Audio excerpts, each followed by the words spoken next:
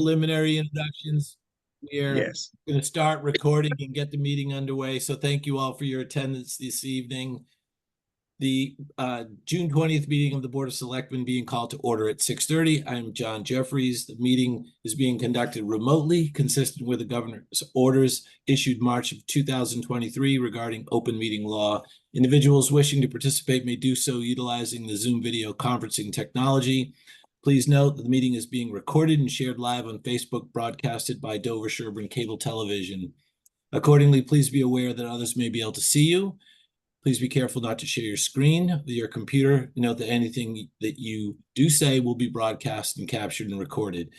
As a preliminary matter, I'm just going to make sure we have a quorum. As I said, John Jeffries, chairman of the board. Robin Hunter. Present. David Haviland. Present. And Michael Blanchard is here. Chris Costello is here. George Cimento is here. Carol Lisbon from Planning Board.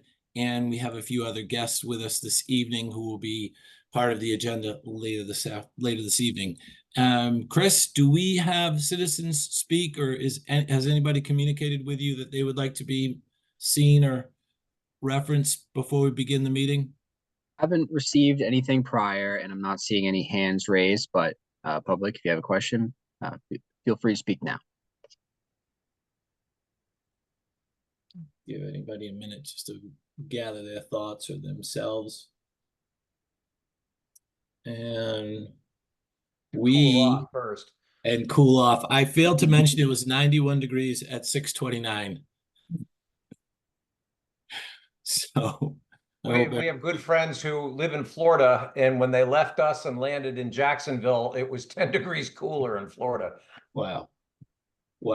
That's saying a lot. Well, let's move to item 1. We're going to welcome George Cimento. We've had a nice opportunity to get to visit with George just a little bit before the meeting began. So I think we are all familiar with George. Chris and Michael probably the only ones in the meeting this evening that don't have a long familiarity with George and his dedication to the town. Carol, would you like to do the honors of officially introducing George? Oh, well, thank you. So George has been in Dover since 1985. You'll see him around very often on his horse. And he is an attorney. He was on the planning board for 11 years, worked with Jim Rapetti, who recommended him to Robin and me a couple of weeks ago. And George and I had a wonderful conversation. He then met with Mike Blanchard and obviously had a wonderful conversation because George is with us tonight. So George, we are thrilled to have you volunteering once again to help out in Dover. And I know that the Board of Appeals is very lucky to have you.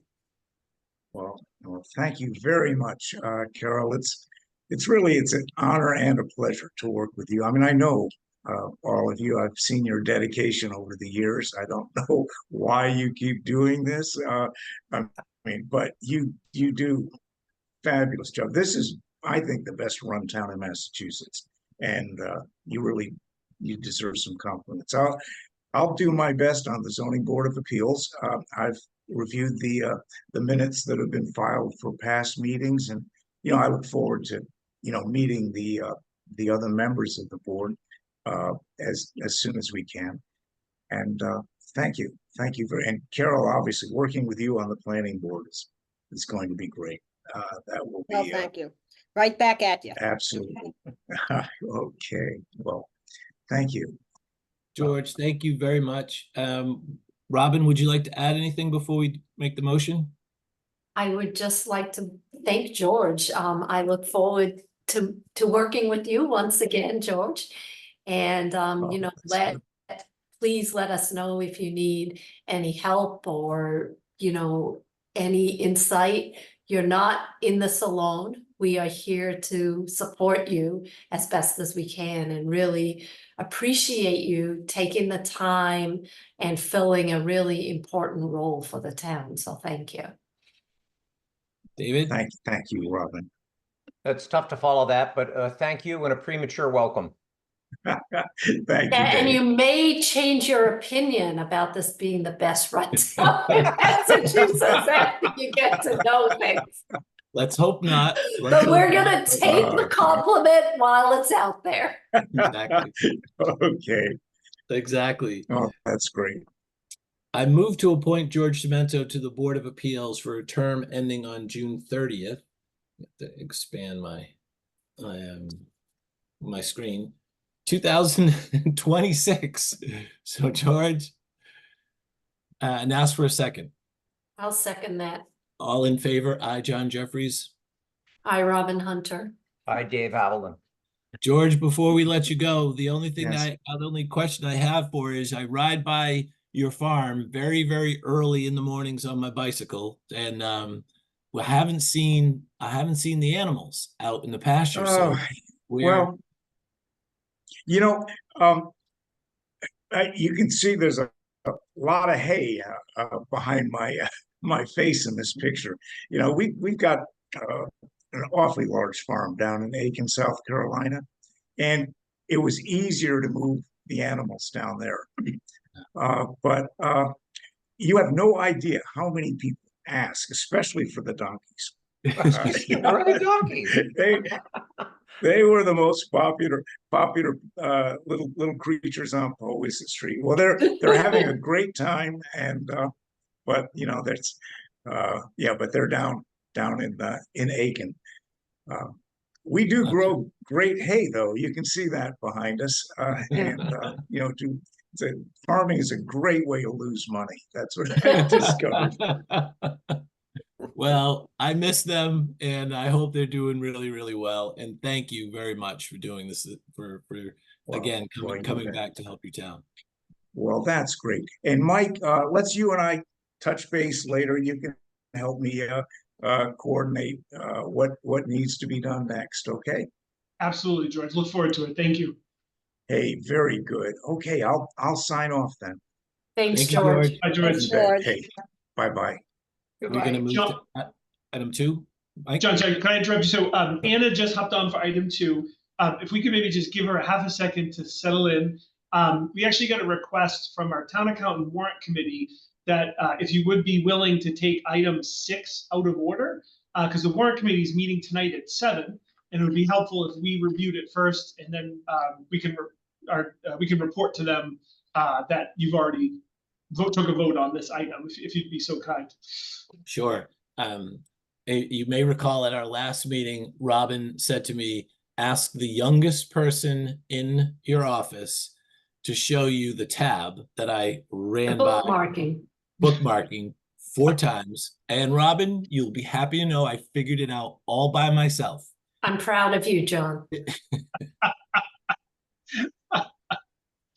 So we'll go to item 6, which is Michael and the summary to discuss the year-end budget appropriation process of transferring funds from one account to the other. The transfer must be approved by the Board of Selectmen and the warrant committee. As Michael discussed, we have gone through the matter. So anything to add to that, Mike?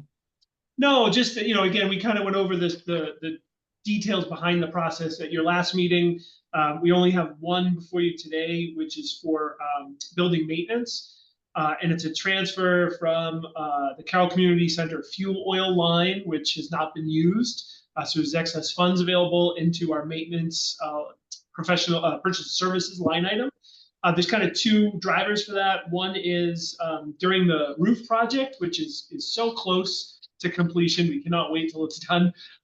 There was some rotting fascia board that was found that added to the cost of the project.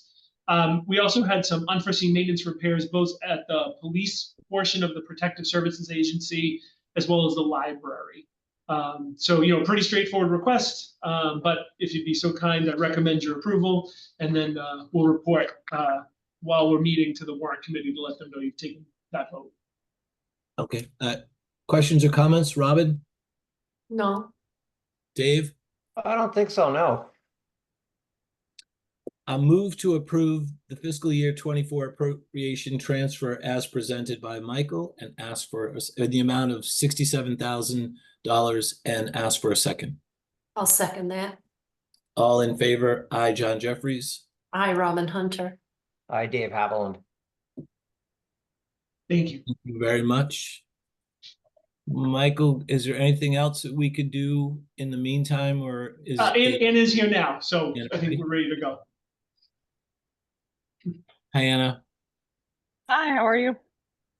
Very good. How are you? Good, good. Trying to stay cool. Yeah, 91 degrees at Good luck with that. 6:49, exactly. So Okay. Oh, go ahead. Conservation, and I'm just going to give a very brief summary. Conservation Commission member Anna Nagy is here. We will discuss the deeds for the town-owned parcels of land transferred to the Conservation Commission. This was done at town meeting. This was approved at town meeting in May. And there are 7 properties this evening, Anna? Let's see. It's 1, 2, we have 3. 9, but it's like more parcels than that. So do you want me to share the deed? I've got the it's got an attached exhibit. You don't have to share the screen. I don't think it's necessary. All the items and the 9 properties were voted on at town meeting. I think this is really just a summary of the process and the official transfer vote this evening. Yeah, they're actually Yeah, in the so- packet right at the second page, right after the agenda. So we don't need to see them, Anna. Okay, sounds good. Town council told me that actually these deeds for the town meeting we just had, they just need to be notarized. So mostly I'm reporting back and saying they need to be notarized. The article we had was clear who was executing it. So this is an FYI. That's the last thing to do here. So this Great. omnibus deed is all ready. Great. Robin, do you have any questions for I do not. Anna? Dave, any questions? No. And John, I just want to mention, so the first piece is the town meeting this year. There is a second piece for 46R Springdale Ave, which was done at town meeting back in 2017, but I believe, was it Carol, Anna? Or I forget who brought forward that this final piece wasn't done with the deed. So thanks to Anna for running this down. We work with town council, and also in your packet is a deed and a record of vote. So that also can be transferred as well. And there's a pretty distinctive differentiation in the drawing of 46 Springdale, the property line, the easement to it through the property at 46. So I don't think there's anything else that we could add to it, Michael, at this point. So I'm going to read both motions. Do we vote on the motion separately, Michael, or can we read both? I would, as Anna said, council's, basically said the first portion just needs to be notarized. We do have a vote just for the record that you did review it tonight. So I would read them and vote separately just because they are legal deed documents. Okay. I move to execute the quitclaim deed for the parcels at the following properties locations: Chickering Drive, Wakeland Drive, Main Street, Dedham Street, Wilsondale Street, Grand Hill Drive, Center Street, Haven Street, and Bridge Street, and authorize town administrator to take all actions reasonably necessary to complete the transfer of the property, and ask for a second. I'll second that. All in favor, aye, John Jeffries. I, Robin Hunter. I, Dave Haviland. So moved. And the next one, I move to execute the quitclaim deed for 46 Rear Springdale Avenue and to authorize the town administrator to take all action reasonably necessary to complete the transfer of the property, and ask for a second. Second. All in favor, aye, John Jeffries. I, Robin Hunter. I, Dave Haviland. Anna, thank you very much. Thank you. Stay And Amy cool, was the Anna. one who noticed. Oh, Will thank do. you. I'm sorry, Anna, who noticed? Amy noticed we hadn't finished the last step of Article 18, 2017. Got it. Well, thank Well, Amy very much. Please thank Amy Yeah. for us. Will do. It's great to get this all cleaned up. Right. Yeah, it's really exciting. Thanks, Anna. Thank you for all your help on this. Sure, thank you. Have a good evening. You too. Thanks. Item 3, Michael Blanchard, the summary of the contract for professional services between the town and Odyssey Advisors. This pertains to the OPEB. I'm sorry, this is the OPEB actuarial services. Odyssey Yeah, so- Advisors Inc. for OPEB actuarial services and consulting services, and authorize the town administrator to sign the contract. Again, this is an item from town meeting. OPEB is the teachers' benefits that we have funded. There are, we have begun this process systematically about 8 years ago. So this is a ongoing item that we are particularly proud of, that we're holding our town, the taxpayers, and providing the benefit to our teachers over and above the pension benefits that they get. These OPEB stands for the other pension benefits. John, I'm confused now. Is this for the town or for the schools? I think So this is it's the town actually, it's OPEB. both. Both. Both. Yeah, It's both. so it's for town and the Chickering school system. The region got it. does their own OPEB valuation as an independent body. Right, and I believe it's a statutory requirement to do a GASB 75 valuation, and I believe you have to do it every 3 years. Does my memory? Every 2 years, I believe. Every Yep. 2 years, okay. Yep. So any discussion or questions? I think we're all on board for this, but Robin, anything else you'd like to add? No, David? No, thank you.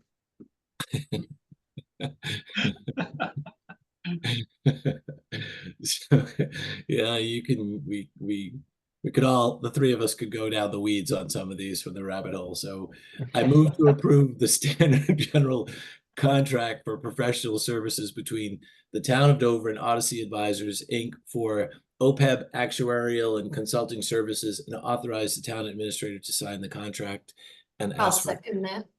All in favor? I, John Jeffries. Hi, Robin Hunter. Hi, Dave Haviland. Thank you very much.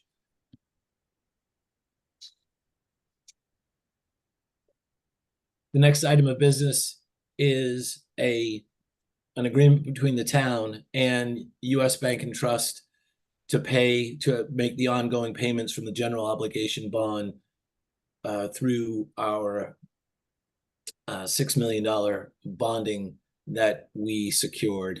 And again, this was done via the town. Michael, is there anything you'd like to add to the summary? The vote was approved June 5th, 2024 at the Board of Selectmen's meeting. No, I mean, this is just a follow-up to that vote. So US Bank in all the documents through bond counsel, it was named as our paying agent. There's very few banks that do this. As you can see, the cost, it's not a big generator of revenue. So it's kind of more of a volume business. There's just a couple of banks that do this. And this is just that the bank, does require a separate signed agreement. And some time ago, they realized they didn't have agreements in place, and part of their internal controls require them to initiate that. So this is standard each time we do a bond issue. So nothing out of the ordinary here, pretty standard. Perfect. Robin, any questions, concerns? No, David? No concerns. It is probably to note that every time we go out to bond, this type of fee should be remembered and added on to the total cost of bonding. Yeah, that's part of the conversation that we have opened up with the Pandora's box that we opened a year ago in March, when the banking system sort of crumbled around us in some instances. So I move to approve the agreement between the town of Dover and US Bank and Trust National Association for paying agent services related to the general obligation bonds, and authorize the interim treasurer collector to sign the contract, and ask for a second. second. All in favor? I, John Jeffries. Hi, Robin Hunter. Hi, Dave Haviland. Thank you all. So the next item, I was a bit apprehensive about the volume of this item. we're being asked to look at 10 change orders for the community center, and which total about $250,000. So on the agenda, on the original agenda, we had just 10 minutes for this, which is definitely not enough time. We are ahead of schedule significantly tonight. So Robin and Dave, what I would like to do is I like to go through these, like to listen to Al and what our people at Colliers have to say about this. It's a lot of money. It's a lot. There are 10 items. Some of them are very small, some of them are significant, but if we don't get through all 10 in a reasonable amount of time, I'm suggesting we probably take continue it to a later date and take the rest of them up. Is that okay with the two of you? Well, I mean, it all depends on whether or not approving them is going to delay continuation of construction. You know, if that's the case, then I would say we would need to have a special meeting so that we can wrap this up. I certainly don't want to be the cause of delays, because that's just going to cost us even more. John, if I could hop in, just to Robin's point, again, the timing on the agenda is just a kind of a guide. I would appreciate if we could devote the time necessary tonight, just because some of these could trigger a delay, and obviously we don't want that. The building committee, made sure to review and vote these before your meetings. It'd be helpful if we could do our best to get through them, just to not cause any backlog of issues. Is I somebody appreciate from the that. building committee on the call? So Dick was gonna be here. I do not see him yet. Al, do you know if Dick's on his way? He was going to join us. Let me shoot him a quick text. Yeah. On the agenda, it said 7:15, so maybe he's still eating dinner. Lucky man. Yeah, just being mindful. I do appreciate both of your comments, Robin and Michael. I don't like being in a situation ever where we're not given enough time to go through $250,000. And Robin, to your point, if we don't give it enough time and we don't get a really thorough explanation as to why there are change orders on items that seem very, trivial, maybe is the wrong word, but I apologize if it is, but I don't like that at all. I don't like the fact that we're in a situation where we're facing potentially further expenses because of change orders that should have been brought to us a long time ago. So Well, I mean, I'd like to exacerbates. listen to Al and see if that were really the case. And, again, if we don't have enough time, I just think we need to make the time to have a second meeting to deal with this. Okay. All right. If I may, there's some of these that were caused is the wrong word, but for lack of a better one, caused by local inspectors in changes that need to be made. And that's one category. Another way to look at this is there's a 61,000, 62, 56, 41, and 23, and 30. So does it make more sense to concentrate on the bigger numbers and find out what's going on there? Or conversely, we could go through the little ones and just pick them off, bing, bing, bing. I don't know, but I'd rather spend my time on the larger numbers first, because not that I wish to dismiss it, but $3,000 divided by 27 million, what's it worth? I mean, is it worth our time? No, I agree with that, David. An electrical change for $3,000, a valve for $3,000, a site work to remove a valve for $3,000. Those three I don't think are going to cause anybody heartburn, and certainly of our taxpayers, but $56,000 for quote unquote general conditions. Al, can you speak to that one first? Of course, yeah, and I'm happy to. And I was gonna start off by just saying a general comment, and that is that while what you're looking at here, this is the final figure that went through a vetting process, sometimes months long. These were vetted not just by the architects, but their engineers, by Colliers as the OPM. That includes myself, as well as Eagly, who has a background in construction project management, as well as the building committee, who themselves, they have several members who have decades of experience in construction and architecture. So these were all heavily vetted. What you're looking at is the final figure. Most of these were reduced in price substantially through that vetting process. So we have a couple of these that were reduced by like $30,000 through creative thinking with the project as a team collaboratively. So with that said, I'm happy to go through. Do you want to start off with the 56,000 general conditions? Yeah, the PCO 15 site modifications. Yeah, so that PCO was based on the town engineer's recommendations to modify, and I can pull that up over here. Actually, I can just share my screen. And while you're pulling that up, Al, one of the things that was not readily apparent to me, and if it is, then I apologize for missing it, is what is PCO 5 and 11? 12 is on this, but 5 and 11 was before, and I don't know what they're for. Sure. PCO, I'm sorry, you mean to say PCO 5 and 11? Yeah, see how, look at PCO 15, and it says site modifications per ASIs 5, 11, and 12. Yeah, so ASI basically stands for Architectural Supplemental Instructions, and that is just it's a standard form that's used during construction where that allows the architect to issue instructions, whether it's clarifications or minor changes to the work to the contractor. Those are standard on every construction project. I don't know off the top of my head what we're number 4. Sometimes these are based on, could be an inspector's comments, and that's the procedure for the architect to issue those changes and clarifications. Sometimes they carry a cost and sometimes they don't. So the ones that you see here do carry a cost, and that's why they're being presented as a potential change order. But I think, Dave, just to answer your ASI correspond with 12 in the PCO, or is that just coincidental? That's coincidental. right. Okay. Okay, so I'm gonna move on to PCO number 15.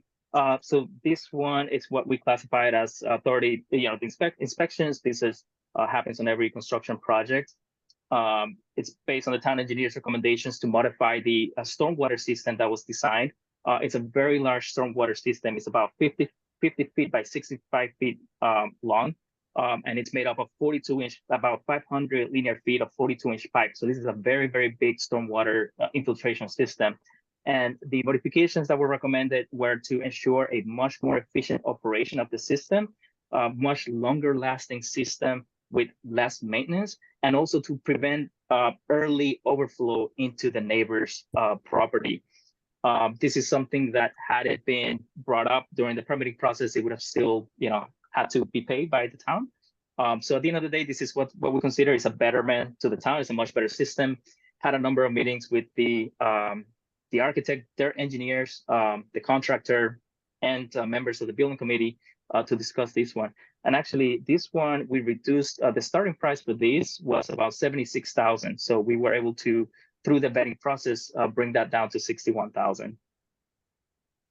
Al, the part of what you just said that just jumps out at me is the neighbor's property. How would this impact neighbor's property? So currently in the existing condition, before this project even took place, all of the water from the parking areas in the back of the property was sheet flowing into the neighbor's property. That was the existing condition. Through the design of this project, we're implementing a very robust underground stormwater management system where you capture the rainwater, you store it underground in this massive system, and it dissipates slowly into the ground, and therefore reducing the sheet flow into the abutter's property. Now, what the engineer's recommendations were is to add a series of headers on either side. It allows much better distribution and operation of the system and prevents essentially it limits the potential for clogging and early outflowing into the neighbor's property. So at the end of the day, it's a betterment for the neighbor and for the city as well. Does it flow into, so you what you just described to me seems like a big dry well. Is that somewhat accurate? I guess you could describe it. Yeah, it's basically just it's a storage system on the ground, and it allows and I forget what the engineers used to design it. It might be like a 500-year storm where you have to manage that water on site. You cannot dump that into the municipal system or the neighbors. So all that stormwater, when it rains, it gets collected, and it allows it to slowly dissipate to percolate into the ground, and therefore you're limiting the amount of water that you're shedding onto the municipal system, as well as the neighbors' properties. Okay, Dick, is this consistent with the other things that you have been doing with regards to addressing concerns of neighbors, and did this come up in association with that, or is this just strictly an architectural change that you've looked at and determined that this is in everybody's best interest? I would say it's the latter. Oh, sorry. Go ahead. I just would like Dick to answer that. Thank you. No, it was brought up by the town engineer, Mike Angieri, and what was designed by the architects is to code. Mike Angieri, when he went through the plans, recommended these changes to, as Al mentioned, so that the system was a better system in that basically it's like a big leaching field, if you will, as opposed to a dry well. Basically, the water will spread out over the system more like a leaching field. And he brought it up, Mike Angieri brought it up with the concern of having a really bad rainstorm, and if things are clogged, that there would be possibly an event in the neighbor's yard. So this recommendation comes from him. And the building committee, thought it was a very sound recommendation, and voted in favor of recommending it to the Board of Selectmen. Dick, are there any other of the change orders that came from Mike?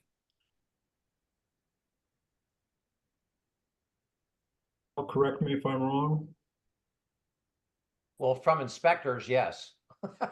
There was another change order. So this is there was another change order that came about from Mike. That change order was previously approved.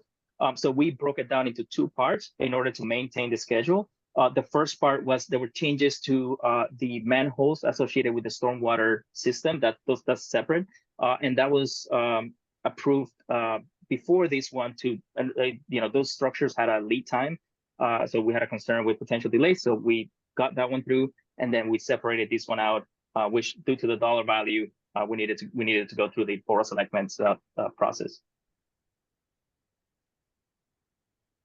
David, you good with that? So can I just ask a question? So Al and Dick, are these changes in the stormwater system or just enhancements? Because it sounds like what the architects originally designed was in accordance with code. So are these a result of something new? What I'm trying to understand, should we have known this ahead of time? I think the word enhancement is a good word to use. Okay. It's taking what was designed and making it better. Okay. So I know, since this building was designed, we have had more incidences, or I think that's the plural, of severe rain, and as a result of that, flooding. So I was just wondering if, based upon experience, near-term experience, that the way to design these has been tweaked somewhat. Yeah, and it's interesting, because Mike and Jury, the town engineer, with his years of experience with these things, recommended these betterments. Okay, That's, John, to let you know, that's what I meant by inspector. It was someone from the town of Dover asked that the Yeah. building committee consider certain items, and this is clearly one of them. It's just, this is the big one. right. Yeah, Dave, and that's exactly what I was trying to get to with my question to Dick was, are these, or any of these on their own or in combination with others come from Mike and Jerry as a result of, as whether Robin says word enhancement or additions to, or, what was the genesis of some of these? And if it came from Mike, that's, I would think for our perspective, that's certainly a different, it's a different lens to look at these through, right? Right, like to me, if this is going to help us down the road avoid additional costs, then it's something we should definitely do, especially given the experience we've had as of late at the town garage. So, certainly I don't have an issue with this. Yeah, I think we're on the same page, Robin. We're Yeah. trying to differentiate between, is this in the best interest of everybody, and or why is this coming to us now? Should it have been done at the beginning? Where I just want to try and differentiate between those and to see if there is any of these, if there is even a differentiation between them. So to answer your question, John, yes, I'm now comfortable with number 15. Al, you want to move to the next one, please? Sure. The next big one, which 22. 22. Here we go. So Al, just for your information, I was wondering why I couldn't move the pages on the screen, because I have the same thing open. So, all right, never mind. I figured it out now. I was trying to move the wrong pages. Got it. So yeah, so My this own PCO, entertainment for the night. yeah, so this PCO, this is associated with the general condition cost for the additional time that it took to perform the additional asbestos abatement that was discovered during, when we started the project. The total time that it took to remove that asbestos was 17 calendar days. During that time, the contractor incurred additional costs just to keep the site open. That included paying their staff, so project manager, assistant project manager, their superintendent, and other costs associated with the site, such as the field office, fence rental, builder's risk insurance. But And Al, one thing that's, I'm sorry, I apologize. Continue. I'm sorry. yeah, one other thing that I think it's important to know is that while the contractor is only charging us 17 calendar days for general conditions, the delay to the project was 28 days. So they were able to work with us on this one. It did take, in addition to the time that it took to remove that asbestos, there was additional time that it took through the process of identifying this asbestos, testing this asbestos. During that time, certain work couldn't take place, causing additional delays. But like I mentioned, and again, so the contractor was able to work with us with that, and they only charged us 17 calendar days.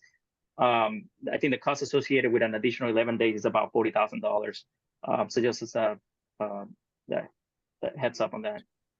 So Al, let me just paraphrase if I may. So it essentially, was this a negotiation between the contractor and Dick, or Dick, is that a correct, even, is that a correct characterization of this?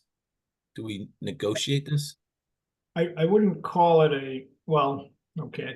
So negotiate in terms of pushing back on what they're asking for and asking for the reasoning behind these costs, which Al has been very diligent about pursuing. We're not like saying, there hasn't been any like horse trading, if you will. If that's your question. Well, I know that we paid for extra days because of asbestos once before. Al, isn't that correct? Isn't this the second item that we've done with regards to asbestos abatements? It is the second cost associated with the asbestos abatement, but it is the first cost that is associated with the time extension. The prior cost that was approved was just for the subcontractor to do the asbestos abatement. This is for the contractor to run the site an additional 17 days. So the part that I don't get is the site's got to be operational. The site's operational, so why are we paying the extra 17 days for something that's operational regardless of what the asbestos abatement took?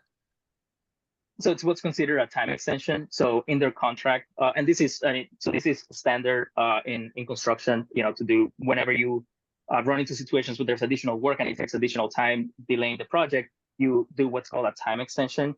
It has to be justified by the contractor. They have to show you why they were delayed. And then the way that it works is they're in their contract in this project, I think they have like 420 calendar days. If for reasons outside of the contractor's control, it gets extended past that, that means it's additional time that it takes for them to keep the site open. If I may just chime in,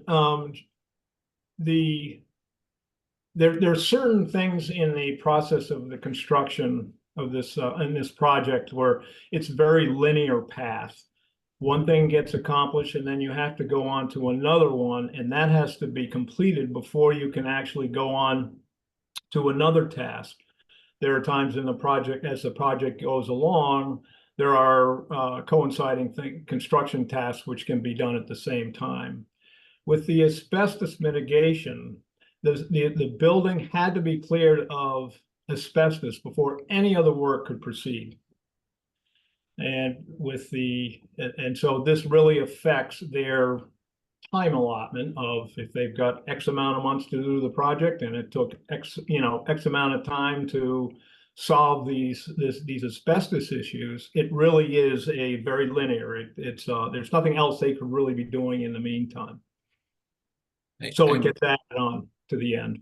Yeah, I thank you, Dick, and I am painfully aware of process engineering and crashing jobs, and for those of you that don't know, that is actually a management term and of speeding up the process and making alternatives to the process engineering. It is something that certainly a manager can catch up with. It's a process that can certainly be worked with. I do understand what you're saying, Dick, that it's a linear progression. My assumption is that the manager would be able to catch up over the period of time that there would be, it just seems to me again that we have paid for this once, as Al highlighted through the subcontractor, that we seem to be paying for it again. I don't want to create, and I certainly don't expect there to be a precedent that this is something that we're just going to go along with regards to extensions. Does that mean that we should expect an extension in the overall delivery of the project that is longer than 17 days or a 28 calendar days, as you mentioned now? Yep. So with this change order, essentially what's going to do is going to extend the contractor's required duration by 28 days. So if they don't complete it by those 28 days, the project, then they will be subject to liquidated penalty, essentially. Do we pay extra for the 28 days at the end of the project? I think this is it. Are you sure, Robin?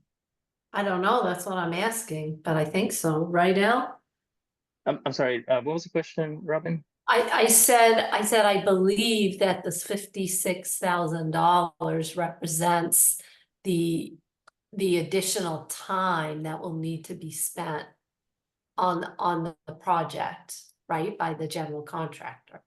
It does. It does. John, David, can I look at this? I'm sorry, finish a thought if you want to complete it, but then I'd love to ask a couple. No, I was gonna ask you, are you good with that? Well, I think we need to take this out to a broader level, at least so I can understand where we are, because I've heard lots of facts and I'm afraid that I might be very wrong here. So could either Dick or Al, could you explain where we are right now in terms of the overall project time delay? And what has been approved by the building committee in terms of days delay?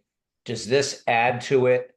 Because reviewing your last meeting, it appeared that the community center is now not going to open until January.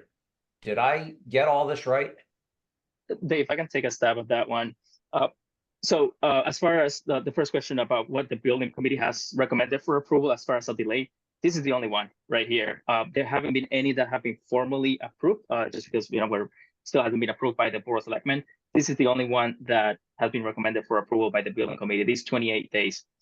Unrelated to that, we received an updated construction schedule a couple of months ago from the general contractor that shows them needing an additional 2 months to complete the project. This will push occupancy of the building to late November. Now, that schedule was rejected because a delay claim essentially had not been provided. And it wasn't consistent with what we have in the contract right now. We are currently working with the town's legal counsel on this one. And we're currently anticipating a corrective plan and that delay claim to see what, how many days they're essentially requesting additional delay. But that has not been, we don't have that yet, so it has not been presented to the building committee yet. Would it cause the project and or the town additional dollars if we use this 56,497.42 as a bargaining chip and not pay them now, but wait until we get the revised schedule on their delay and find out exactly what we're up against? Because if they come back and say, well, it's not going to be 2 months, but it's going to be 6 weeks plus the 28 days, when do we get something back because they have delayed? Dave, that was the exact question I just began to ask a couple of minutes ago. You framed it and said it a whole lot more articulately than I did. So thank you very much for that. That's exactly where I was going. Yeah, so this cost here for the general conditions is it's not associated with the additional delay that they're claiming. We working with legal counsel for their May payment application. We decided to withhold around $57,000 for general conditions from their May payment application, and that is until they provide a corrective plan. So that is the decision that was made with legal counsel. Al, okay, well, I have a question on that as well, Al, but it doesn't answer the core of my question. So if you would bear with me and let me try again. This will give them 28 more days. On top of that, they've asked us for 2 more months. So that's 3 months is what's on the table right now. We've said no to 3 months, but we don't know what they're going to come back with. Yet we have to pay them $57,000 for a delay that, in my humble opinion as a layperson, so that's a very dangerous statement, but I think they should have known about this asbestos to begin with. That's all been decided. I'm not going to reopen that can of worms, but we're being asked to pay $57,000 for that delay when the building committee with legal counsel was one of my other questions. So yes, there's $57,000 being held out of 1.2 million for this month's payment to the contractor. And I'm going, all right, well, that's a drop in the bucket. That they don't care. So especially if we're going to pay them 57 here and withhold 57 over there, I look at it and I guess well, look, I have pause based on just this whole conversation on this one, because let them catch up. Because what if they come back and say, well, it's going to be a month? Does the town get any money back? We have to pay them for for a delay that was outside of everyone's control. But when they have a delay that was in their control, the town doesn't get any refund. So why are we paying them for that delay? It does. What's good for the goose is good for the gander. So Dave, I'll try to just jump in only because I was part of some of these conversations. So, I think that what's before you tonight, the 56 and change related to the asbestos delay, it is completely separate. It's a valid delay. It's been accepted by Colliers, by our project management team, by the building committee as legitimate. Again, the asbestos conversation was voted last September, but this is the consequence of that. And I think we would be in violation of our contract if we withhold this for unrelated reasons. This particular one has been vetted and been approved. So I think it's important for our end to pay that. The delay that is on the table for the current and future items, we have rejected that. So yes, the contractor is proposing they're going to be delayed, but we have not received a formal claim from them that they will be. And so I know it's very frustrating, but it's difficult for us to respond other than to outright reject it, which we did, because we agree that that seems very excessive. They may come back with some of those delays that are legitimate, that perhaps, that they're not responsible for. Others they are. And I think, Al, you could speak to this, but if the contractor is responsible for delays, we do have provisions in the contract that we can assess them additional fees for that. The name's escaping me. Liquidated damages. What's that? Liquidated damages. Yeah. So we are able to recoup liquidated damages should they go beyond and violate their end of the contract and not complete in the time that they're required to. So again, we're giving the extra days here. We do believe this is appropriate and fair, the right thing to do. The other delay is unfortunately is somewhat still hypothetical because it hasn't officially been presented to us, and there are opportunities to liquidate or to go after liquidated damages if needed. I thank you, Mike. I do understand that.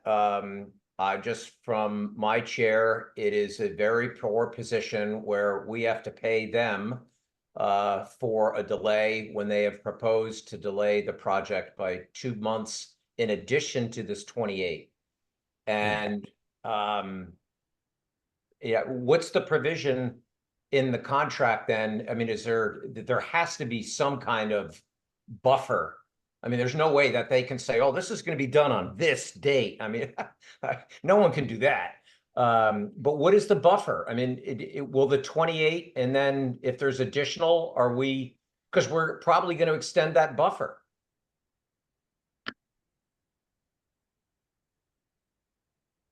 Al, there's a date certain right now that they have to be substantially complete by, correct? It would be, yeah, so it would be this 28, if we approve this 28 days, it would be that 28 days right now. There's been no other time extensions. Al, what's so that date? That is a hard date. What's the date? That would be, it's like our October 5th, I believe. Right. Yeah. Okay. So we're going to go from October 5th basically to November 1st. That's what we're agreeing to here. In addition to the 57,000, we're letting them have another month to fix delays. I think the October 5th includes these calendar days, correct, Al? The October 5th includes these 28 days, correct? Right. okay. And that was discussed. We had a lot of conversations around the asbestos. It was very frustrating, but oh, I think my sound shut off. Can you hear me? Yeah, no, you're good. Keep going, Robin, you're good. Okay, because it was frustrating to us because the additional asbestos was found when they started to take apart the boilers. And there was, as part of the original proposal, they did account for a certain amount of asbestos in the boilers, and this was just substantially more. So we did have a lot of conversations about, why didn't we go back and look at the specs? And then at the end of the day, we agreed that we needed to pay for the additional abatement. And at that time, we were made aware that the additional work that was done was going to delay the project by approximately 1 month. And I think this is that 1 month. And if I hear you correctly, Al, what you're saying is if this alleged additional delay is caused by the contractor, then we can then, as a town, go after, you know, what's the word I'm looking for? Through the Liquidated liquidated damages clause, we can go after them and collect a rebate. But it's each, you know, this is a contract that we agreed to way back when. That was vetted by legal counsel, Colliers, everybody, including the Board of Selectmen. I don't think anybody's discounting that the process, Robin. I'm really taken aback by is it just seems backwards. This to just reiterate what Dave said earlier. I think the whole conversation this evening should have begun with, we're going to be 2 months behind. But we don't know that. That's what the builder is proposing to us. But It's been rejected. right. But So we don't at know this what the point- counter is going to be. Is it going to be 1 week, 6 weeks, or whatever? We just don't know. And And we if don't know it's- what the cause is, but again, the way this works is, my understanding is that for each subcontractor that, or for each component of the overall project, there can be delays. And so right now, I don't know what the composition of the additional 2 months is. And at this point, we also don't know whether or not it's going to materialize. So Al, what's our leverage? Liquidated damages. I think we did what we could do and we rejected it, which means that they have to find a way to make up the time. Or they can come up with ways to find excuses to say this delay cost us 1 here and this one cost us 3 there and that one cost us 2 there, and they nickel and dime us. And we're going to be sitting there going, well, how do I know whether or not the delay for the McGafflator is legitimate or not? So it just, what I'm more, That's Al's job. That's my job. That is correct, Robin. Yeah. It has to be substantiated. Yeah. So when do we say no? We said no. Do we continue to say no? well, I think maybe before we decide on this PCO number 22, may we have the discussion on the payment and the withholding of payment? How did that 57,000 coincidentally, how was that number determined? That was determined with in conversations with town legal counsel and the contract terms. How was the number derived? So you had a good point earlier where you said that their May payment application was 1.2 million, but we were only withholding 57,000. Like why is that? Well, Yeah. that payment application includes payment for all the subcontractors. We're only, for work that the subcontractors perform and they're entitled to payments. We're only withholding payment from the actual general contractor, which we withheld their entire general conditions for the May payment application. It coincidentally, like I said, it's about $57,000. Will we Yeah, be the- withholding the same from next month's application if we have not had a successful resolution to the 2-month delay? That's to be determined. We would have to get in touch with legal counsel and see if we still don't get this at the moment. That's not the plan, but we would have to coordinate with legal counsel if there's any provisions for or ways for us to withhold additional money. But Dave, I think, I'm not legal counsel, but my impression of the conversation is yes, that would be on the table again. Right. Should we be in the same boat? Exactly. I think what John and I are just getting at here is it seems like the contractor always has the leverage, and now the contractor is proposing something quite detrimental. I understand about liquidated damages, but continuing to pay them full boat as we go when they have not resolved a 2-month delay is not something I personally like and am comfortable with. And so that is why I'm really bringing up this as a much larger discussion. The 56 PCO number 22 is not nearly the issue. It is a much broader issue. And I'm just wondering what the town of Dover has as bargaining measures other than waiting all the way until the end. And then what have we withheld? 57,000 on it for a 2-month delay? I think we are obligated, and correct me if you're wrong, if I'm wrong, to reimburse subcontractors for work that they've actually done. So the only thing we can delay payment on is work to the general contractor. And that's what they've done. And keep in mind that of the total project, there is only probably 20% of the 27 million that is going to the general contractor. That is their fee. So I think not paying subcontractors, we as a town are in violation of the contract, and work is just going to stop. I mean, nobody's going to want to work.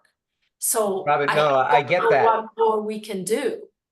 I get that. So I'm saying that we pay this 56 because 57 has been withheld, and that's the most we can do for because of the subcontractors. That is an explanation I totally understand and makes a lot of sense. But still, in the grand scheme of things, are we going to have more leverage? Because $57,000, look, it's one general conditions change order. I don't see the general contractor changing their behavior one iota on 57. But if this month it's 57, and next month they ask for 57, and the following months they ask for 57, and we continue to withhold it until they give us a satisfactory answer on the 2 months, then that makes sense to me. Let me just add one other comment to that, Dave, is how do we exercise our fiduciary duty that we have to the town to say, hell no, when if we're, to Robin's point, if we have an obligation to pay the subcontractors, I understand that completely. We also have an obligation to our constituents to say, we're not going to subject you to a death by 1,000 cuts of every change order cumulatively, allowing the project to take an extra 4 months. Think about that, David, from October to January. But this is all speculation. Well, Robin, but it's not. It's what they've already come to us, and they have come to us or they've come to Al and they've come to Dick and said, here's where we are. This is where we think we're going to end up. And sorry, Judge, I want to be clarified. January is not the date. It's the end of November. I believe the January date was for the punch list items. So that occupancy, even with the delay that was originally proposed that we rejected, occupancy was still the end of November. The January date was for punch list items, not occupancy. But this is a really difficult thing to swallow. But I think the reality is, they've proposed that they're behind, but unfortunately, until they've hit that date, they're not behind, right? Right.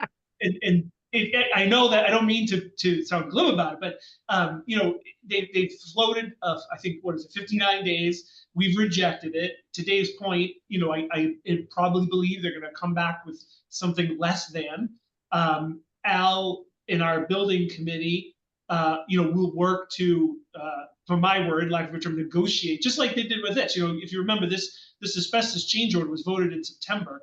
They're only now bringing forward this because of all the work they did to have to justify and show. I mean, it did take months to get here. And the same kind of diligence, we have to ask of Colliers and our building committee for any future requests for delays as well. But it is very frustrating. I completely agree. And, while the 57, again, I know it's a coincidental number that we withheld, seems in the scheme of things pretty small. Contractually, that's where we're at. That's what we're allowed to do. And we'll, as I said, I'm not legal counsel, but I do believe that is what we would continue to do until we get the satisfactory information from them, which to my understanding, as of now, they still have not provided. So just for reference, Al, if rule, I'm doing this in my head, which is really dangerous. So if the total project is 27 million, then their fee is around 5.4 million, if it's 20%. So I'm just curious, how much of their fee have we paid through June? Yeah, so their fee is actually baked into their general conditions. So yeah, there's not like a separate line item that is just for the contractor's fee. That's pretty standard. But I can tell you where they're at in terms of how much they've been paid.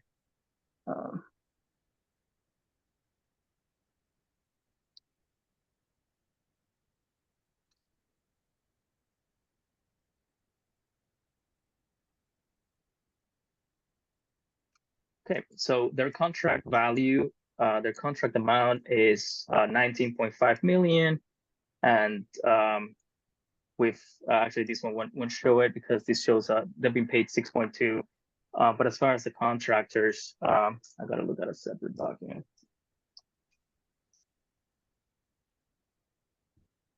I guess, what I'm getting at is at some point, can we, if we don't get the resolution we're looking for, should we withhold a percent of their fee so that we can continue to have leverage to get things resolved? I think at this point we're probably 60% complete, or less, or more. Or... Yeah, so that's actually a question that they've asked in an email earlier this week, and I had looked at that. So the general contractor right now is 33% billed, and the overall project is 38% billed. And as far as I think we're gonna coordinate with legal counsel as to the best steps moving forward as to if we withhold additional funds, how much it's gonna be. There may be a limit that's gonna be based on the town's actual incurred costs. So if we look at the contractor saying they might be 2 months late, what is the cost to the town for those 2 months? Right. And so there has to be a limit. Like I don't know that we can withhold $1 million from the contractor if the town's estimated cost is about $90,000, which is maybe around that figure. And so that's something that we'll work with town's legal counsel to what would be the liquidated damages on 2 months delay, Al? That would be 1,500. I think like 88,000 if I remember correctly. So Al, we're all asking you the same question in a very different way. What is our leverage? How do we exercise that leverage? I think that's how leverage. It's there are provisions in the contract for penalties if the contract is behind schedule. So at this point, like Michael mentioned, we have not received a delay claim where they're telling us how long they're going to be behind schedule. All we got was a schedule saying, we're going to be behind, but that's not a delay claim. So once we get that, we'll know how long they're going to be delayed. And then towards the end of the project, depending on how delayed they are, that is our leverage, will be liquidated damages. And where do we withhold, when do we withhold the money? So we're withholding money right now from the general conditions. And towards the end of the project, if we're, and again, I'm not like an attorney, which is why we're working with legal counsel, but at the end of the project, say,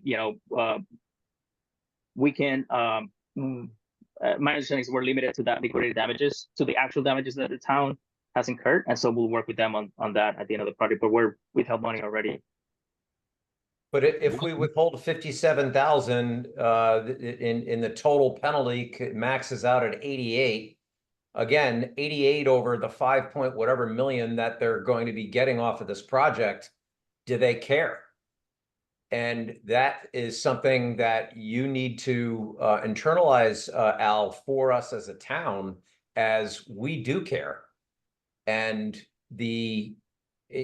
my issue now is that if the total liquidated damages are 88,000 and that's the cap, then the leverage we need, and the issue that I have is not the money, because it's the 28 days. I mean, we're just saying, okay, you know what? We agreed to the asbestos conversation. We're not going to reopen that. But at that time, no one agreed to a month delay, did they?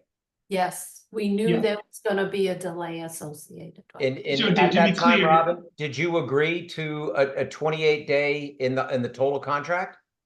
They, at the end of the day, we said this is something we need to live with because it took that long to do the additional asbestos work.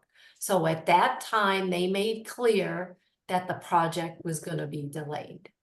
There was a hope that maybe they could make up some time. So, Robin, or think about that, the natural extension of that. We have 3 months to go to get to the finish line. Al said earlier, it's 32% or 38% billed. That means they still have to bill us 60%, Al, somewhere in that range? 70%. 60, he said 38%. So Okay, like so about a little over 60%. Al, is that correct? That is correct, and it's not uncommon for the billing. You start off kind of slow, Yeah. and the project. I mean, in the beginning, there's only a few. Like Dick was saying, it's very linear in the beginning of the project. You only have a handful of trades that are on site. So the billing is starts very low and then starts to ramp up. So it's we're getting pay-ups that are bigger because there's more work happening on our site as we get closer to the end. Yeah. But thank you for that. It just clarifies where I'm trying to go with this is we've got 3 months. We've got 3 months where they're going to ask us to pay them approximately 60% of the cost of the job over the next 3 months because it's 5 months, right? 4 No, months. the- Because it's July, August. July, and all of or July, October. all of August, all of September. October was the date. October's, October you 5th. just They're said October usually 8th, behind October 5th. October 5th, Al? October 5th is there if this change order 22 with the 3 28 days months, were Robin. It's just 3 months. So It's they've 4 got, months because they haven't billed us for June, all John. right. But At the well, end of June, another side note, Robin, just at the end of June, we will bill them with the 3 more months is what they have for us to pay them approximately 60% of the value of this job. In my humble opinion, we have the leverage right now. Well, I mean, Right there's now. no way I would tell you right now that we probably have occupancy and still need to pay them because the billing is going to lag. I agree with that. And it does make sense. I mean, all this work is yet to be done and it is yet to be billed, and billing cycles take a month or longer. So I get So that. to John's point, we have leverage. Now is the time to exercise the leverage, Dave. That's Well, I guess we're going to start with 57 because Nina and Al explained it very well. We can't withhold on the subs, so we're only withholding the 57, which is going to the general contractor. But next month, that general contractor fee is going to be even larger. And if we don't have restitution, what have you, then we should be also withholding additional dollars yes. until they come back with a plan and get back on track. And I guess I'm balking at the 28 days right now, because what we're basically saying to them is ollie income free. You just ask for 2 months. And, I just don't believe that they stopped all work on the project for 28 days. There's nobody under 50 years old who just understood what you said. Well, Dave, unfortunately, we had this conversation already. And we agreed my recollection is we agreed to the 28 days reluctantly, but that's what we agreed to. Because there were, if I remember, there were a bunch of days that we had to, nothing was being done because they had to do additional testing and then they had to bring in additional equipment. But it was September, which was a long time ago. So Yeah. I remember being very frustrated by the conversation. And at the end of the day, we, you know, if we wanted to move forward on the project, we, you know, we relied on Al to ensure that we weren't paying for more days than necessary, and this is what we agreed to. Well, if it's been Yeah. agreed by a previous Board of Selectmen, then I hold the point moot because it's been agreed to, and I'm not gonna try and undo what a previous board has already done. I will ask Dick and Al to listen to our general sentiment. And I also note that if we pay all of these change orders, that the contingency will be down to 65%. And we're, would you say 33% billed and 38% built? So if we were to approve all the change orders that we're presenting tonight, the remaining contingency would be 78%. So it would be approximately 21% contingency spent. The 65% number, there's additional PCOs that are still in the works. They have not been presented to the building committee for recommendation approval, and that's where you're getting that 65% contingency remaining. But for these change orders, if they were all approved as presented, we would have 78% contingency or $1.9 million, which I think this is, you know, when you compare the percentage contingency spent, if we were to approve these change orders, it's very much in line with a typical construction project when you compare it to where we're at on the project. Al, the additional points of your presentation this evening consist of the items number 30, which is $41,000, and item number 32, which is $4,800. Then the rest of the 113 pages are associated with the generator and the generator conversation. Is that included in the number that you just mentioned? There are no costs associated with the generator that are included in the potential change orders being presented tonight. Okay. Is there anything else that it could possibly be a part of that's associated with the other items that are in tonight's presentation? The generator moving the generator, or the fence that will be built on the abutters properties? They're not. Okay. So from the process standpoint, back to Al, the process of this evening, with what you have withheld, or what Dick is proposing we withhold, it just seems that we're going to approve it. If we approve this, we're withholding 57,000. Is that correct? Correct. it's a different 57,000, John. It's just coincidental, but that's what Nina came up with. And what Al, correct me if I'm wrong, but that is the maximum amount we can withhold, because everything else is paying a subcontractor, and that we're not allowed to withhold. Okay. So we can only do 57 this month. And thus my question about, well, what happens if next month we still don't have a resolution? Are we going to withhold more? Because then the contractor's not responding. I mean, if they haven't given us a decent counter proposal in a month, then, you know, that's almost a red flag. But I'm more than willing to move on from 22 right now.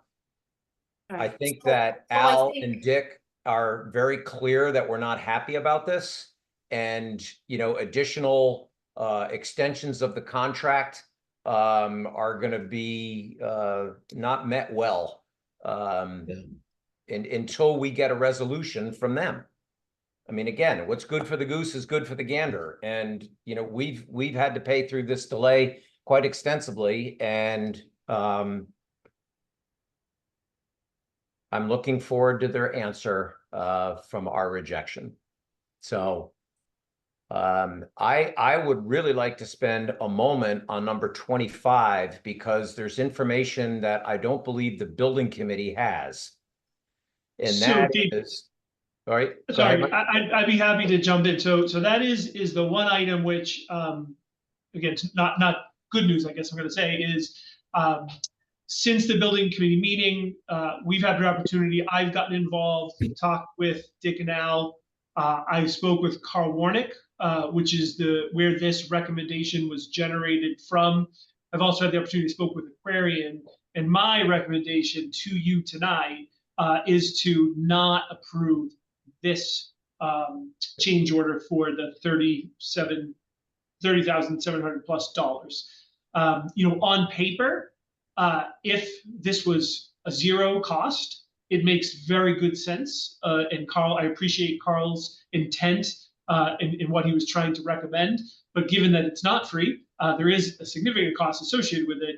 My recommendation, pulling together all the information, is that you recommend not to approve PCO number 25, given the information we have since the building committee's meeting.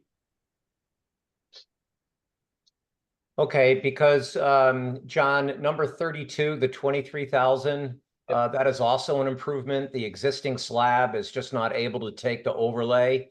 And so this is gonna pour a brand new slab.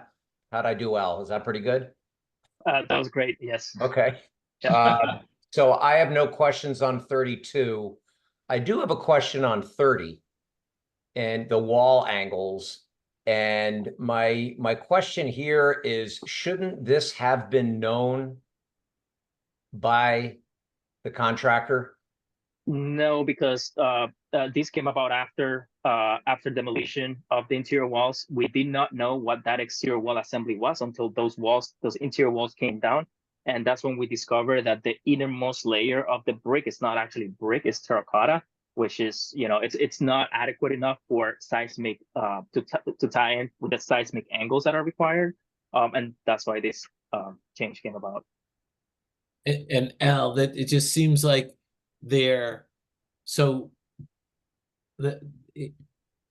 how do you miss the fact that it's terracotta? How does that not come out in some type of an engineering examination of the building? You have to take the walls down, is my guess, to figure out some of the stuff. Yeah, there was no destructive testing that was done to verify existing conditions. Everything was covered up with walls. But why not? It goes back to the same question we asked 8 months ago when the boiler came back with more asbestos, and there was asbestos behind the chalkboards. Like, why not? You had a building that was empty and it was not occupied. Like, how do you miss the fact that a boiler that's been in service for 90 years had more asbestos? These are parts of things they just don't make sense. I guess my frustration having, and again, we have hours, so please bear with us. This is both your expertise, Dick and Al, and, we're given a couple hours to review. I think it was 180 some odd pages in our packet. Not qualified even to read the designs or what have you. And then we have got to make this fiduciary decision for the town.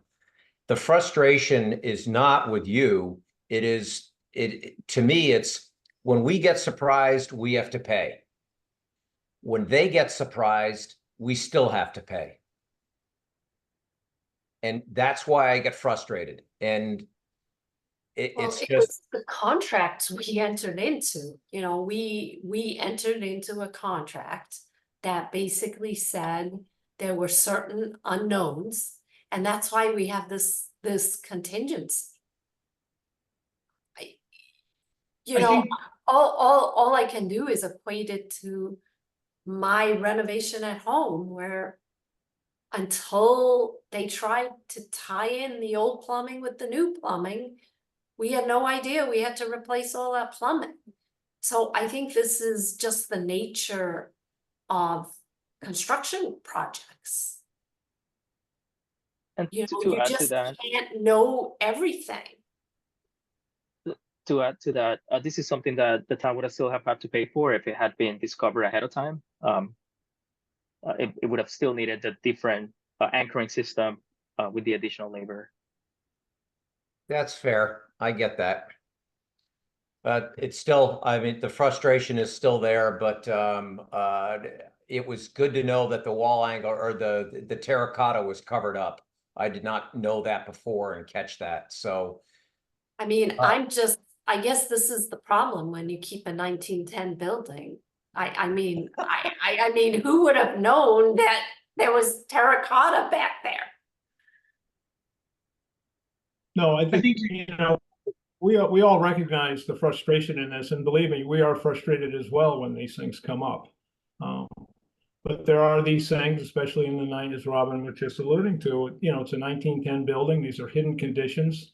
You know, to find out about these hidden conditions, you'd end up having to take the building down and then figure out what you're going to do. And remember, the And town did rebuild it. decide, Right. you know, and the town did decide that they wanted to preserve this 1910s structure, and with that comes some of these risks. Dick, I just want to make sure before we move on to this and before we wrap this part up, there's 13 items, as you've heard from me and you've heard from David. You know, 113 of the 200 pages were visuals, were representations, were a lot of conversation with abutters, with the fences, with changes that are being made to the generation system, the air conditioning system, the air filtration system that the air conditioning is going to go on. Are all of these items, have all these items been, no pun intended, vetted with Linda and Doug Wolf and the abutters and Dana, all the people on that side of Whiting? So I think to help answer the question, the change orders that are before you tonight aren't related to those concerns. So these were not, none of these were vetted, you know, or run by abutters. or these will help coming- them, or will help them because the 61 is an improvement that Correct. will ensure that we don't harm them. Right. Right. And Right. that, yeah, thank you, David. That's what I'm getting to. So Dick, this has all been through the process with the abutters. I don't, John, I don't understand what you mean by the process with the abutters. I mean, there was a I process. just want to make sure that everything was done to their satisfaction.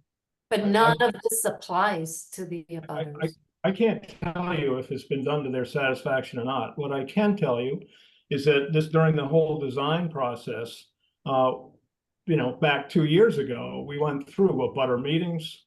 We had open meetings on the design. There were opportunities for feedback from the abutters, and we went through all of that. And we presented the plans to the town, we presented them to the planning board, we presented them to the Board of Selectmen, and they were all approved.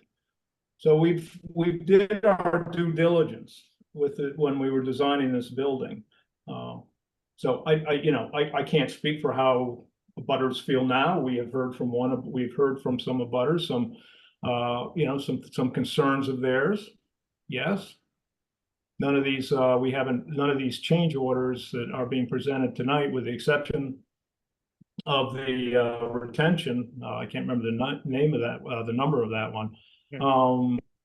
Affects the butters. So Number 15, I think. Well, Mr. Chairman, may I suggest then that we, because I would like to continue to talk about that topic, but right now we've got 202,379.79 in change orders that we need to vote on tonight.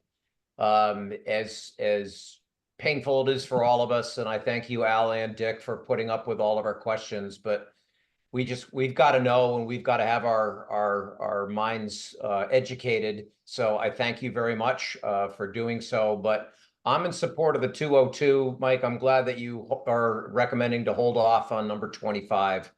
So do we need to vote on this now? Because I think everyone's pretty clear on what we would like to do going forward.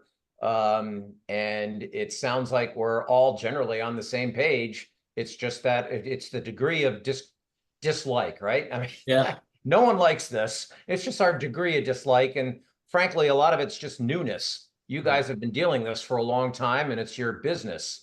For us, it's not. And so it comes as a bit of a shock is too strong a word, but I think you know what I mean.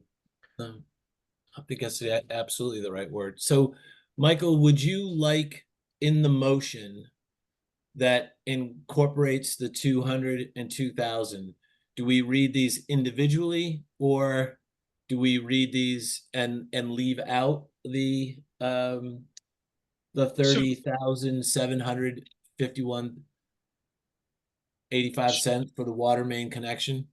Sure. So since they're presented on the agenda itself, you'd be able to move to approve the change orders as presented, with the exception of not approving PCO 25 in the amount of $30,751.85. All right, let me. So if someone wanted to move what I just said, I think that would capture what we need. I will move to approve the community center building project change orders as presented, with the omission of the water main connection relocation per ASI 015 $30,751.85. Ask for a second. I'll second, but I'll amend it just to save for a total cost of $202,379.79. Did you check your math, Robin? Yeah. It's right on the sheet. Guess what? I'll confirm Robin's math. Oh, God. So I'll second Robin's amendment, and then we can vote on the amendment and then vote on the main motion. All in favor? Aye, John Jeffries. I, Robin Hunter. Aye, Dave Haviland. And Mike is there. So the other, and Dave, I think to Second. your point, I think John accepted that as a friendly amendment. So okay, that's fine. Yeah. As long as it's done. And then, to Dave's point, we had included also just a general project update to specifically the board was interested in hearing about the abutters concerns in the building committee's a future change order that you'll see is a recommendation they're making. So I don't know if Al, you just want to touch on that. There was a separate packet that was sent just with all the historical data on those specific concerns. Right, that was very helpful. So I Yes. really appreciate Yeah, that. it is I mean, helpful. all the material was really helpful. It was very detailed. Some Al, of it or- went over my head, but I appreciate that this package was put together. It is a lot.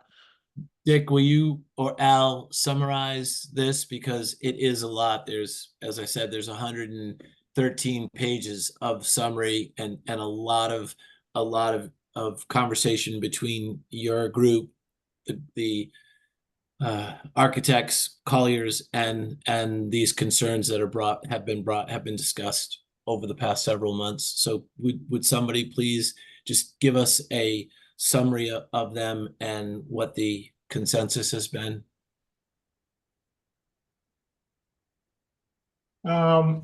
Sure. I mean, we've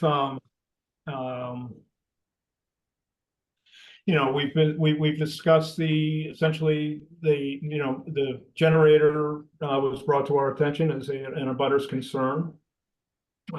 We've discussed moving it, which the building committee is not recommending to do due to design and logistics costs. We've also then talked about mitigation for the generator, and again trying to address the abutters' concerns. Mitigation for sound, sight, exhaust. We discussed in our building committee meeting for sound. We don't really have we can't, there are some attenuation measures which could be done. They come at a cost of 50 to 80,000 and maybe more. There's going to be design fees that are going to be involved, and consultants would be involved along with the whole design team. The building committee is not recommending at this time to do anything further for sound attenuation. We do have a jacket that is going on the generator, which is in the design documents, which is part of the scope of work for the contractor. We discussed site, and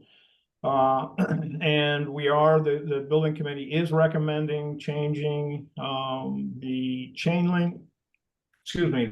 link fence, which originally was going to be replaced. The 4-foot chain link fence would be replaced, and this is along the perimeter, the boundary of 4 Whiting Road on the lot lines, and replacing that with a 6-foot tall wood fence, which would match the wood fencing which continues on to Springdale Avenue. We have talked about working with the owner of 4 Whiting Road to strategically place trees, which the town has agreed to do, previously agreed to do, and is within the scope of work with a contractor. They can be strategically placed. And we've also discussed exhaust, which was a concern brought up. And at this point, we're not recommending any mitigation. And that hopefully summarizes where the building committee is on this. Al, I don't know if you have anything to add. I think that pretty much covers it. And actually, I did want to clarify one thing. So this will be an approximate cost of $13,765. This was calculated based on the architect's linear footage takeoff. We still don't have a formal proposed change order from the contractor. So the cost for the new fence would be approximately $13,700, in the neighborhood of $13,700. Did you guys look at just putting the fence around the transformer and this pad with the generator? Yes, we did look into an acoustical fence right at the generator, in addition to, of course, the jacket, which is coming and it is owned. And that's that would come at a cost approximate cost of what did I say? It was 50 to 80. 50 to 80 or something. What I don't recall what that one was. 54 to 84,000. Well, I was talking about a wooden fence. Instead of doing the whole property line, let the trees go for the neighbors and then enclose that small area with a wooden fence. So we're not looking at $13,000 worth of wooden fence. The generator is 11 feet tall. So I'm not sure if the question is to fence off the, right at the generator. You'd be talking about 11-foot fence, which I would imagine would be a lot more expensive. No. I didn't realize it was 11 feet, Dick. So yeah, I know you didn't. That's why I'm bringing it up. It's like, holy moly, 11. That's a big generator. All right. Yeah. I didn't catch it because I think my connection garbled. But did you give us a cost of the gas generator going from a diesel to gas? I know that we discussed it, and David, I don't recall how far down the road we got with that. Is that something we could ask to look at? Again, I'm doing this under the guise of being a good neighbor, the town of Dover being a good neighbor to those abutters. And instead of continuing to waste time, money, and effort on legal, is there something that we can do to solve this? And I think you've done everything but the diesel smell. And the only way I know how to get rid of a diesel smell is to get rid of the diesel. But I'm a history major, so if there's another way to do it, great. But the idea is if we go to a propane or a gas generator, what is that incremental increase? And I don't expect an answer tonight, but if you guys could give us a good guesstimate, that we could then know what the costs of that are, that would then allow us to basically know what we're in for. But I don't know. It could be $3,000. It could be $300,000. I have no idea. Yeah, yes, we could look into that. That would be great. And again, I appreciate everything that you've said. None of this is in doubt from my chair, but we're still trying to be good neighbors. And so that's what we're trying to attempt. And we appreciate very much all of your efforts on this, because we all want to be good neighbors. Yeah. So I mean, Completely. the one concern I have is, have we already signed the contract with the installer of the generator? And so is that something we could get out of? And I would imagine going from diesel to gas requires different kinds of wiring, because now I don't know where the propane tanks are, but you would have to bring those over, I guess. There's a lot involved in this. Yes, I mean, there is the question of do we already own the generator? The answer might be yes. Okay, so I think that would be an important thing to know. Which case, Yes. and what's And the then value of if we do, can we return it? exactly? And Yeah. are there fumes? My understanding, this was as clean diesel that you could get. So I'm just asking these questions because I am ignorant. All I know is when the power goes out in my neighborhood, diesel and propane generators get turned on, and they don't sound any different to me. Yeah, I mean, we can go through the exercise. I know it was looked at originally. There were the different options for the generator. This is what the design team and the committee landed on. To make a change now, I think it's we can maybe come up with rough order of magnitude on some of the pricing to make that change, which may include how, if the generator is already owned, how that gets dealt with, if that could be looked into. Again, just from a good neighbor standpoint, if you guys could I love that rough order of magnitude, because the exact cost is not going to be the issue here. Another thing is you talked about a vent stack, which is approximately 3,000 to 4,000. Is it possible to get a picture of one of those? I mean, what are we talking about for a vent stack? Is it going from 11 feet? And I'm sure the thing has already got a foot muffler or something similar, and then it's going to go up higher. Is a vent stack going to make any difference to the neighbors? I talked to Derek about the vent stack. You could do a vent stack whatever size you want, if you want to do a foot or 10 feet. It's variable. Oh, I didn't know. Yeah, because right now it's right now the generator is code compliant in every sense. We don't need a vent stack for any reason. But if we choose to do a vent stack, we could choose to do whatever size. Except the only thing is that it would have to be a standalone vent stack. So you would have like the wires coming on the side. And the concern there would be that, from what I got talking to Generac, is most people won't do it if they don't need to, because it would just be ugly to the residents. Well, It would be what? It would be ugly. Like it would be not aesthetically pleasing to look at. And so there's two things with that, and David one is visual impact, which there is a visual concern from the abutters. This would be a further visual impact to them, seeing a stack come way up. And the other thing is there's no if you did extend the vent stack up, how much do you extend it and how much of a difference will that make a difference depending on atmospheric conditions? Does it make a Above my difference? pay grade. So, I have no idea. um, But I one of have the no things idea that what it looks like, Dave, so.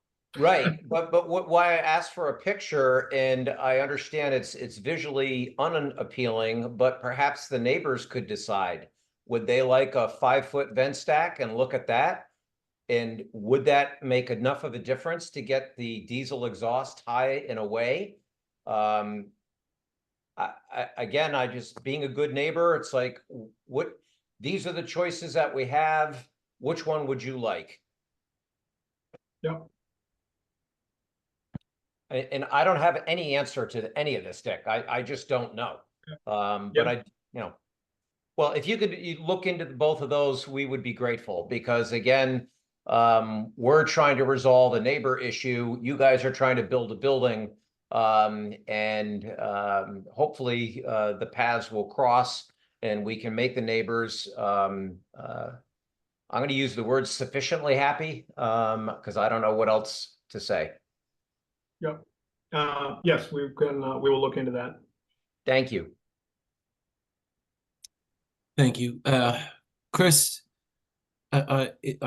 Michael, is there any other item on this particular subject while we have the building committee, while we have Al here, while we have Katie here, while we have the opportunity to vet some of these things?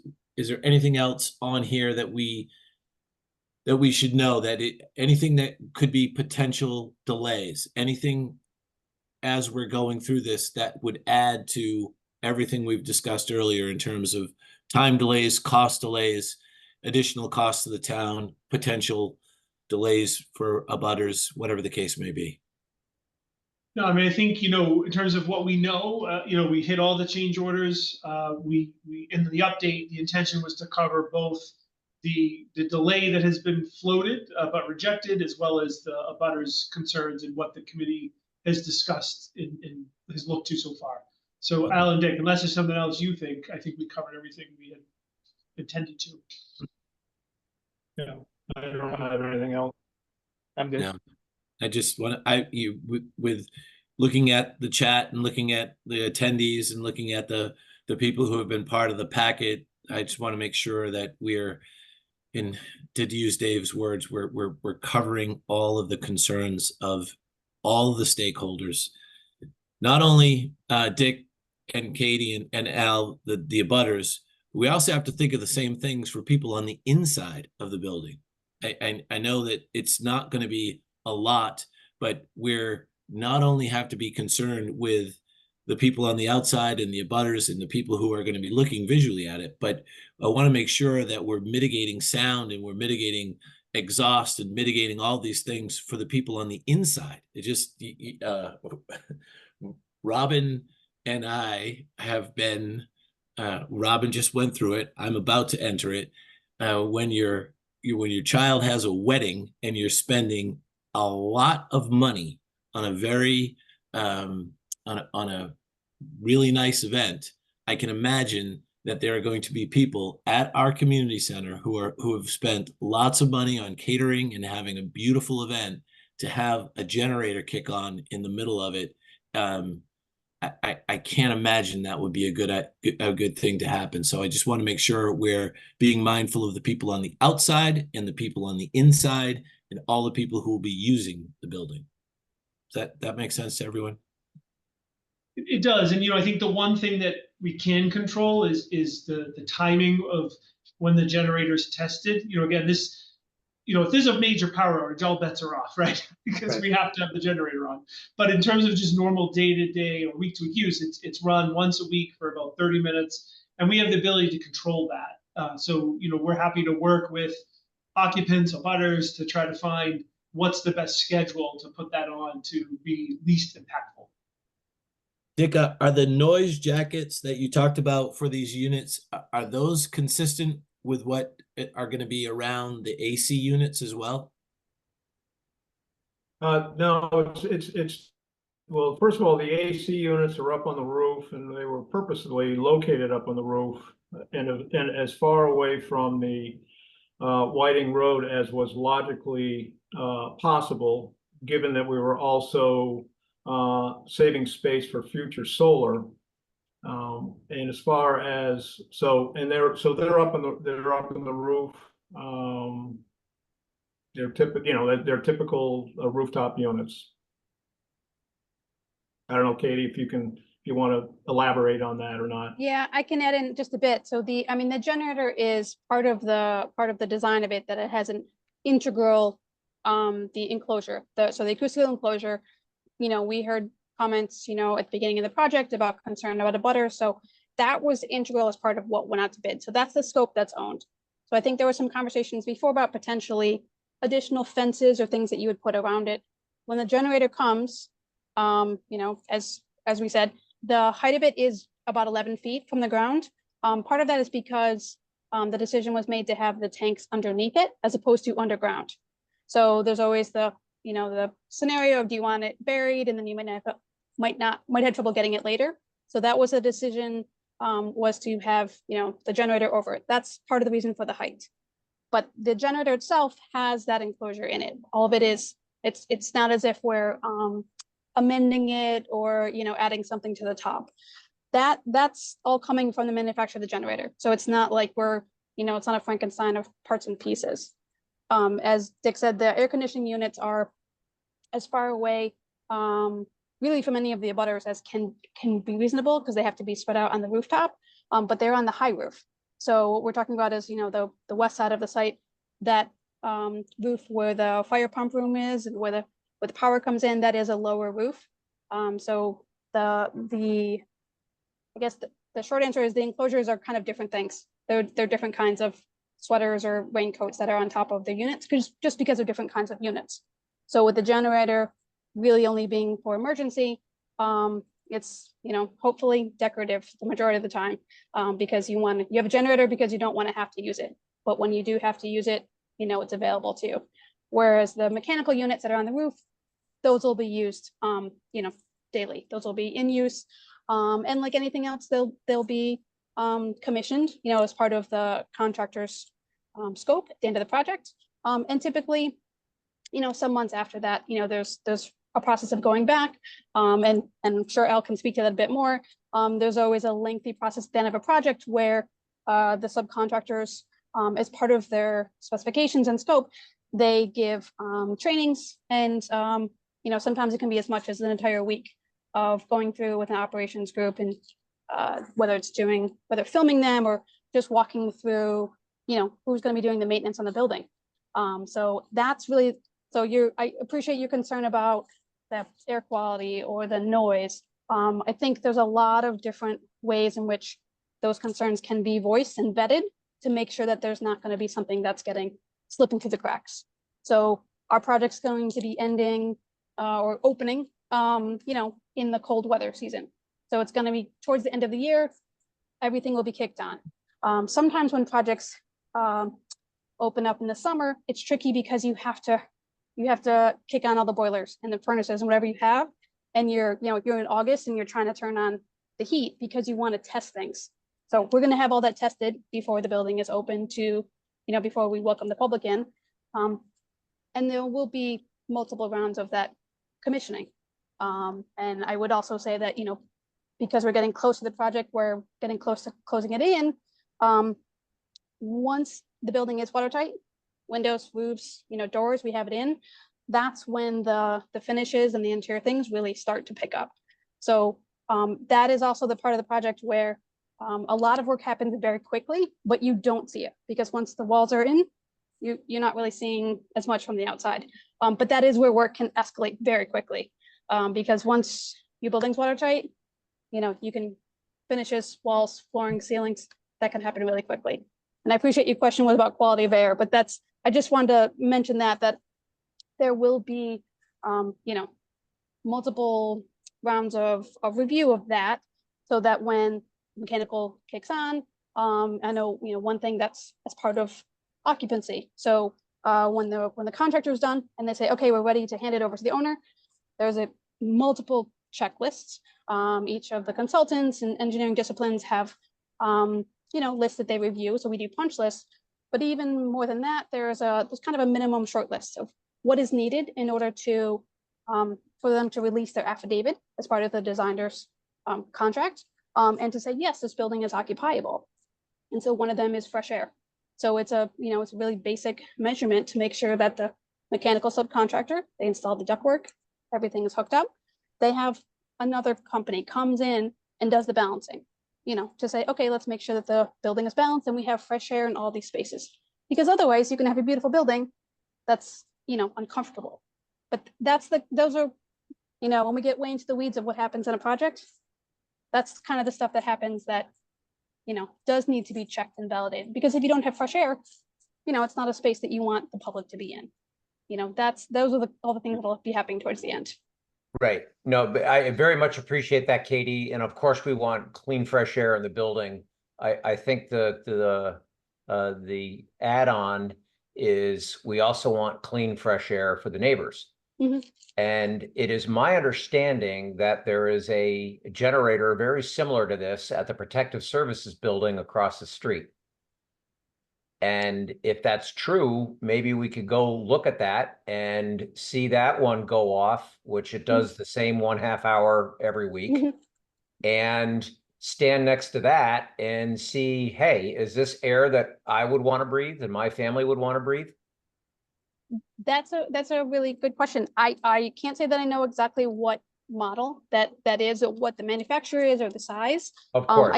I do know that we have, obviously, Carl is at our regular weekly meetings, and we have talked to him about, exercising other units within town. So he probably would be a good one to be able to validate and say, yes, those are similar, or those ones are not. And I think the question before about diesel versus gas is another thing that would be relevant. I'm not sure what in town is diesel or gas, but I'm sure Carl knows. Yes, and again, we don't expect to have all these questions answered, but certainly you see the direction we're trying to go in. Yeah. And be good neighbors, and we just want to find out everything that we can do that isn't going to stop the project or cause massive costs for the town, but everything else we should look to do, and that's my opinion. Agreed. Thank you, David. So, and Katie, thank you. That was lots of detail and lots of really good background on that, because it's just when you visually look at the drawings and you see air conditioning units up on the roof, you don't visualize them making a whole lot of noise, or a generator kicking on in the middle of a party, or in the middle of a Sunday afternoon when somebody in there is having a party in the backyard abutting it. So it makes all the difference in the world. So thank you, and we will continue this process, right? Michael Blanchard, is there anything else we need to discuss on this item, on number 5? I believe we are all set. Thanks, John. So Katie, Dick, Al, thank you. And Ruth, thank you for this. I just want to be, as we've all said, we want to be really mindful that we're meticulous in this part of the process. Yep. I echo the thanks. I really do. I appreciate your time and explaining to us lay people what the heck's going on. Yeah. Robin, anything you'd like to add before we move on? I'm just wondering when we can get the information about the generator. Al, do you have any idea about how long it might take to kind of gather I think that? if you give us like a week or so, I think. I mean, I'll check with FMA because we'll probably need to coordinate with them, but I think maybe like a week or so should be plenty of time. Yeah. Thanks. Dick, one thing I just want to cover before we say goodbye to you is one of the things that we were taken really by surprise was the noise from the solar units on the town garage.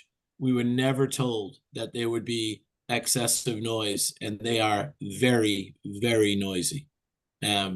And that's something that Michael is looking into with Kevin. We have a lot less abutters around the town garage, but even the solar is really noisy. So I just don't know if that's something you came across, or I, wouldn't want to jump from the frying pan to the fire with regards to noise and noise mitigation. So just Yeah. for whatever that's worth. Right, I mean, we do not have any solar panels in the contract. We're positioning things for future solar panels should the town decide to put solar panels on the roof. We're just thinking ahead and positioning other units. So Great. no solar on this building. Yeah. Thank you. Yeah. Yeah. John, Yeah. I'm absolutely flabbergasted to hear that the solar is making, I've got one on this roof and it doesn't make a peep, and all the gear doesn't make a sound. It is constant. As soon as the sun comes up to the time the sun goes down, it is constant all day long, whenever the sun's shining. What is the noise? Is it like a hum, like a mechanical? Mechanical. It's when the way it was described to me, and Michael probably knows better because he's dealing with it, and Kevin trying to get it resolved. But when the solar is being generated, and it goes from the roof right down the side of the building, is then transferred to the lines. It is constant. Whenever the sun is up, you will hear it constantly. Yeah, Mike, and is I that- think it's further exasperated by the fact that it's a metal building. And so one of the solves that we are pushing, and our consultant is pushing, is some acoustical panels, or I don't know what the right word is, that would help with that, because that is not helping the situation at all. To be continued. Yes. Thank you all very, very much. Okay, thank you. We are going to move on to item 6. And Michael, this is you. So Discussion. You did that one. I'm sorry. Oh, we did So it. we Sorry. We did that We one. did We can go right to 7. 7. Thank you very much. The chairs of the town boards and commissions have requested the Board of Selectmen appoint or reappoint individuals to their boards and committees. We did this last week with a number of committees and the police and the fire. So just these 4 appointments, Mike? Yes, just these 4 for now. Some more will continue to trickle in. This is getting these ready and people to respond is quite a lot of work. Thanks to Mona for handling it, but there'll be a few more that'll come in over July as well, but these are what's prepared for tonight. Okay, so the Council on Aging reappointing Gil Tiss and Elizabeth Hagan, 3-year terms effective July 1st, 2024, June 30, 2027. Reappoint Anne Marie Thompson, 1 year effective July 1st, 2024 through June 30, 2025. The Historical Commission, reappoint Ellen Weinberg, 3-year term effective July 1st, 2024, June 30th, 2027. And staff appointments, Felix Emmel, backup building inspector, 1 year effective July 1st, 2024 through June 30, 2025. I move to appoint all the individuals to the town boards, committees, commissions, and staff members to the various positions as we just presented, and ask for a second. Second, All in favor, I, John Jeffries. I, Robin Hunter. Hi, Dave Haviland. And thank all of the appointees very, very much for the Council on Aging and the Historical Commission, as well as our backup building inspector. Felix does a lot of work in the town of Dover. So thank you all very, very much for your involvement in the town. Mike, can we move to item 8? Yes, sir. Thank you. There seems to be, I don't have anything to report for open space. I don't have anything to report, obviously, for Hale or any of our other initiatives. I know that we have a summertime schedule for our, everyone, I believe, has agreed to our summertime schedule for our planning and our summertime schedule for the Board of Selectmen standing meetings. Robin, do you have anything? So we have a housing task force meeting next week. And at that meeting, we're going to get a draft, first look at some of the bylaws that, the housing consultant has put together. We also have charged Anna Nagy on setting up a sustainability committee, and she's done a whole lot of research and found that towns have a variety of different kinds of committees. So we're going to go over all the options, and at some point when we've agreed on something, we will make a recommendation to the Board of Selectmen. So that is the one committee. I know Warren also met today, and one of the things we should begin to think about is the allocation of assignments to committees for next year. So maybe we can do that at our next meeting. Thank you. We will. David, anything you'd like to add? It's June 30th of the fiscal year end. Today's the 20th. So Kate and I are giving everyone an ollie income free till the second week in July, because everyone goes away in the first week of July. So there won't be anything to report until after we have our first meeting, and go from there. But Michael did provide a lot of information, so we have lots to chew on. We have to respect where we are on the calendar. Right. And we may, if there's something comes up, we may have to have a meeting next week. Has happened. Yeah. Hopefully not, Mike and Chris. Thank you for It your has flexibility, but we hope not. And Chris, because everybody's going away for a week, you can cut the digital newsletter number of pages. Michael, you want to move to number 9? Sure.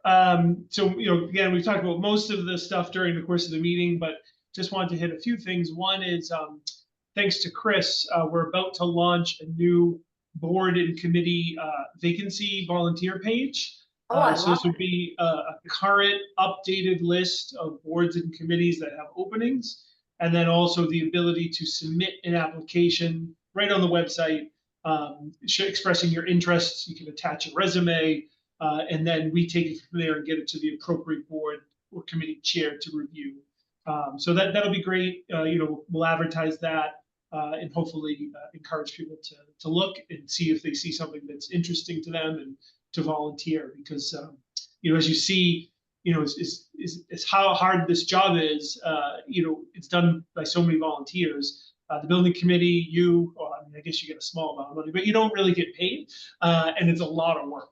So we really do appreciate people volunteering.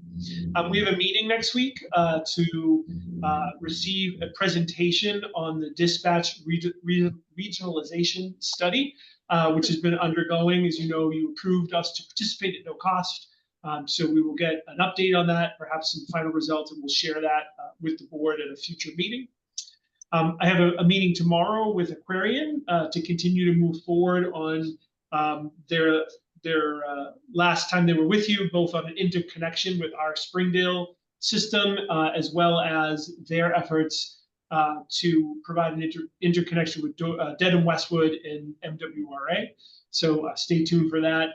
We'll continue to try to move that forward. I'm going to send the board a draft of the finance director, treasurer collector position statement for a review. I'd ask, and in the email, be clear if each of you could look at that, respond individually to me if you have any suggestions. But we're hoping to go live with that next week. Excellent. Which would be really great, because we really like to get moving on that, and working with Bernie has been very good, and I expect it will continue to be. And lastly, he should have it filled in a few days then. Piece of cake. Bernie's a magician. Asking a little bit much, Robin, but I wasn't asking, I was stating. She was already celebrating, so. wow. Right. And lastly, I just wanted to mention, both for the board's benefit, because a couple of you had reached out to me, but also for the public's benefit. You may have seen in the news recently, there were some cybersecurity incidents with some towns in the area.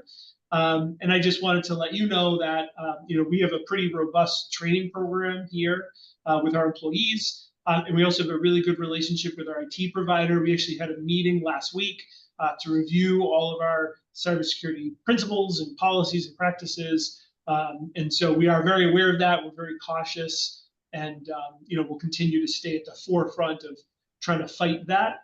It's always a risk, no matter how good we do. Some of these recent attacks were extremely sophisticated, and they weren't the typical, you could peek and see it wasn't really from John, it was from some AOL address or something.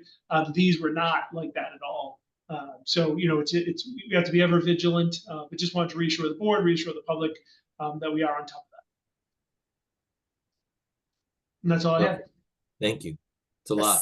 The one Thank way to protect yourself is don't click on any links. Yeah, That's right. don't go online. Don't ever go online. Don't listen to anything that Chris shows you. I send people emails and say, did you send me a link? Yeah. Good way to do it. The consent agenda consists of the early voting hours for September and November election, the list of election workers, approve the acceptance and expenditure of a $5,000 gift to the Council on Aging from the Friends of the Council on Aging to be used to fund programs and services for our seniors, approve one-day liquor licenses for, Robin, ready for this? Lots of parties you didn't get invited to in July. 10th, 11th, 12th, 13th, 15th, 16th, 17th, 18th, 20th, 25th, August 1st, 8th, 15th, 22nd, 29th. There's a lot less parties in August than there is in June and July. Because everyone's on vacation. Everybody's away. So there's, very Well, few. a bunch of them are weddings, John. I know. Lots of weddings, Robin. John, you got to throw in September 7th. You forgot September 7th. September 7th. Thank you very much. I move to approve the consent agenda as presented. I'll second that. All in favor, aye, John Jeffries. I, Robin Hunter. Hi, Dave Haviland. And I'm gonna give Mona a plug. We all need to go and sign these. Yes, we all Yeah, need to right. go sign. I will be there tomorrow. Although, I think Mona's on you know, vacation, right? Mona's not on this call to take the heat of sending us 200 pages of packet. So There are a lot. And I don't know about you, but that one PDF I couldn't download. The only way I could read it was on the web. there was Oh. one that was persnickety. Yes. Yeah. Yeah. I mean, Oh, sorry, Robin, go ahead. I just don't like the web interface, but it gave me all the information. Just so the board doesn't make an extra trip, Mona isn't in right now, so I just want to make sure I have all of the proper things that you need to sign. So what I'll do is tomorrow I'll make sure I have them, and as soon as they're all on the table, I'll email them to you, or email you to let you know. So if they're not ready till Monday, I don't want you coming in and have to come in more than once. So I'll shoot you an email when things are ready to go. Okay, Mike, you have a lot more confidence in us than you should, because Mike has to send a bunch of reminders, so it's probably zero risk of anybody showing up tomorrow. Fair Well, enough. I've got to be there for something different, so I'm not coming to sign. So All right. I'll try to, if I can have it ready, I certainly will. Last week there were a lot of signatures. We signed. I was away, and I felt badly because I was away for 10 days and there were critical items that needed to be signed. But we got it done. Thank you. Don't So, worry. and by the way, Mike, the drive is so long for all of us.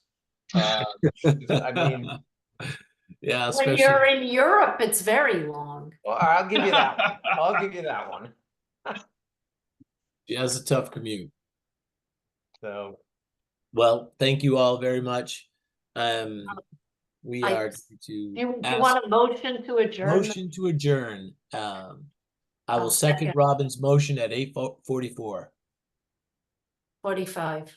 45. All in favor? I, John Jeffries. I, Robin Hunter. Hi, Dave Haviland. Well done. Thank you all. This is a lot of ground covered, and It's a lot about construction projects. there's a lot of Yeah. moving parts. Yeah. It is so hard to do because, I mean, well, I'll just speak for myself, and I love to make fun of it. All right, history major, and now I've got to go figure out terracotta behind walls and what the fasteners are and what the Yeah. reasonable price is. So I'm like, You didn't know what you'd become an expert in as a selectman. There are parts of this process where whether you're building an old building on top of a new building on top of an old building, whether you're putting solar panels on a garage roof, there's things, it happens after the fact, and you say, how did we not know that? Like, how did that not come up 7 months ago or a year ago? And That's why when you do a kitchen renovation, you ask yourself, should I have just torn down my entire house? isn't that what you did, Robin? You started to do a kitchen, then you bought a new house? No. all right, well, Good night, everyone. yeah, good night. Appreciate the time. Thank Thank you. you all. Appreciate it. Good Take night. care. Good night, everybody. Bye.